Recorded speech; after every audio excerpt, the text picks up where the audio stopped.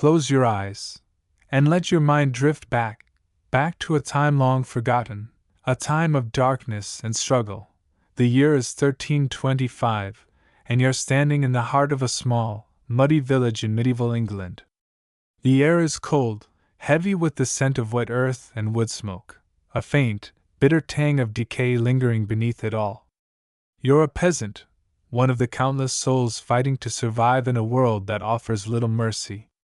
Tonight, you'll face a night so terrifying, so unforgiving, that you might not see the dawn.